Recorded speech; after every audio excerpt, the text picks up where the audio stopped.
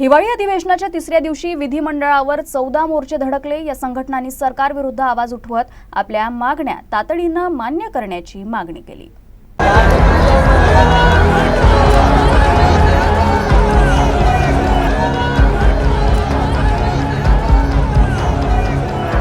कामगार संघटनांनी श्रमसंहितांचं पालन न करण्याच्या मागणीसाठी आशा गटप्रवर्तकांच्या मानधन वाढीसाठी, अंगणवाडी कर्मचाऱ्यांना वेतन पेन्शन मिळवण्यासाठी, ग्रामपंचायत कर्मचाऱ्यांना नगरपरिषद समान वेतनमान मिळावं अशी मागणी करत सरकारकडे तातडीने निर्णय घेण्याची मागणी करत मोर्चा काढला।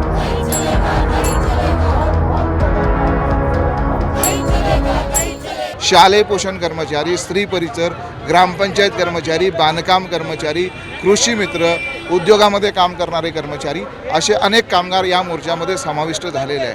आमची मागणी आहे की गेली कित्येक वर्ष शासन फक्त यांना मानधनावरती, कंत्राटी बेसवरती, हायर अँड फायरच्या तत्वावरती वापरून घेत आहे, तेव्हा या सर्वांना कायम केलं पाहिजे आणि यांना कायमस्वरूपी जे केंद्र सरकारने ठरवल्याप्रमाणे मिनिमम वेतन 26,000 रुपये किमान तरी दिलं पाहिजे। पोलीस पाटलांच्या 4 वेगवेगळ्या संघटनांनी एकत्रित येऊन सरकारवर हल्लाबोल केला।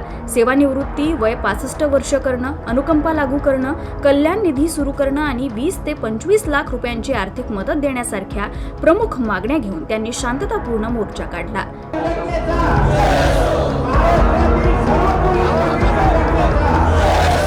जे पोलीस पाटील पदावर असताना त्यांचे निधन झाले तर त्यांना त्यांच्या फॅमिलीला कंटिन्यू करण्यात यावी अशी आमची मागणी आहे। कुणाला भेटणार? सीएम सरांना भेटण्याची ते आहे, पाठवलेलं आहे सध्या। ते वेळ देत असेल तर त्यांना भेटून, नाहीतर जे कोणी मिळतील त्यांना भेटणार। अनुसूचित जमाती संघटनांनी आपल्या मागण्यांसाठी एल्गार मोर्चा काढून आपला आवाज बुलंद केला।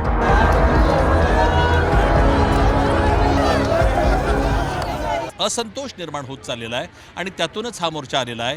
या मोर्चामध्ये माझे मित्र आणि लाल सेनेचे नेते गणपतराव भिसे आहेत, लहू सेनेचे संजय कठाळे आहेत, यूथ फेडरेशनचे सन्माननीय विलास साबळे आहेत, डॉक्टर अंकुश गोतावळे, असे बरेच तरुण मंडळी आणि वेगवेगळ्या संघटनेचे लोक एकत्र येऊन आम्ही हा मोर्चा काढलेला आहे। मला आशा आहे की आमचा हा आवाज सरकारपर्यंत पोहोचेल आणि लवकरात लवकर आमच्या समाजाला आरक्षणाचं वर्गीकरण मिळेल। दुसरीकडे मातंग समाजानं मानवाधिकार दिनानिमित्त इशारा मोर्चा काढून एससी आरक्षण वर्गीकरण ताबडतोब लागू करण्याची, मातंग गटाला 5% जास्त आरक्षण देण्याची आणि सर्व सरकारी भरती तात्पुरत्या थांबवण्यासह विविध मागण्यांसाठी मोर्चा काढला।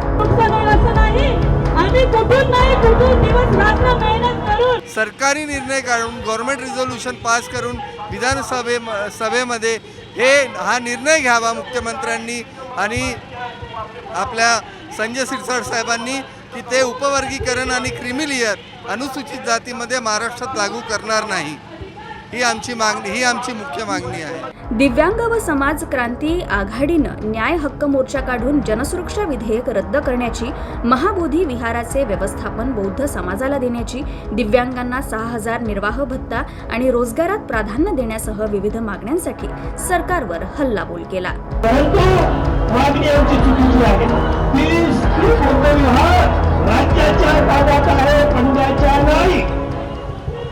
दिव्यांगांना घरकुल मिळाला पाहिजे, दिव्यांगांना समान न्याय, समान त्यांना समान न्याय, समान सुरक्षा आणि संरक्षण मिळालं पाहिजे। दिव्यांगाला मानवतेचा हक्क मिळाला पाहिजे। दिव्यांगाकडे शासनाचं इतकं लक्ष नाही, म्हणून आम्ही आज ह्या मोर्चा घेऊन इथं आलेलो आहोत।